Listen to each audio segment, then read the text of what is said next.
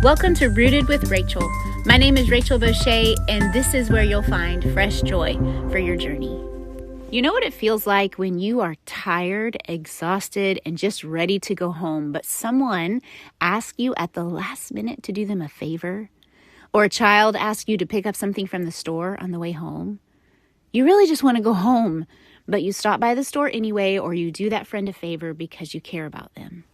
Sometimes God asks us to remain in a place of waiting and suffering because He has work to do there.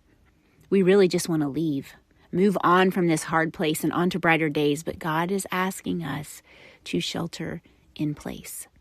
Matthew 2:13 through 15 says, "Now when they," meaning the wise men, "when they had departed, behold, an angel of the Lord appeared to Joseph in a dream and said, 'Rise, take the child and his mother and flee to Egypt, and remain there until I tell you.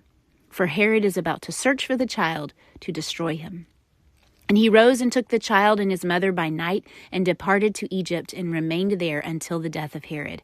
This was to fulfill what the Lord had spoken by the prophet. 'Out of Egypt I called my son.'" I wonder if Mary and Joseph felt the same way. They had already made a very stressful journey, including a birth among animals with lots of strangers visiting. I'm sure all they wanted to do was go home as a new little family. But God had other plans that were not only part of their protection, but also part of the fulfillment of His word through the prophet Hosea.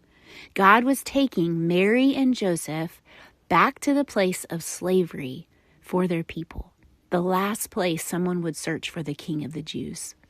Perhaps the hardest part was there was no end in sight. An angel of the Lord told Joseph in a dream to flee to Egypt and remain there until I tell you. Until I tell you. Not a week or a month or even a year. They had no idea how long they would stay in Egypt. How interesting that they, along with Jesus, would experience the same waiting that Israel felt when they were slaves in Egypt for 430 years. Sometimes we can feel like our season of waiting will last over 400 years. We would love nothing more than to say goodbye to this season, to go home. But sometimes God has us remain in a season of waiting to do something in our hearts and in other people's hearts. He is moving circumstances and time, sometimes even protecting us during our season of exile. Mary, Joseph, and Jesus remained in Egypt for approximately 2 years. While they sheltered in place, they didn't stop living.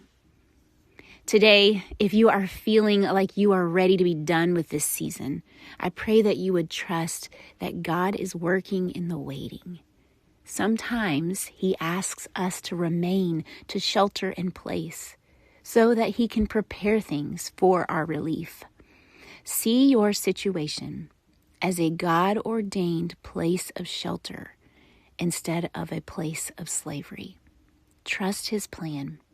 Trust His timing. Don't let this season keep you from living in the exile.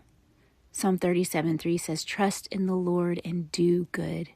Dwell in the land and cultivate faithfulness."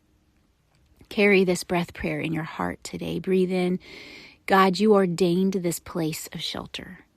And breathe out, "Help me cultivate faithfulness here."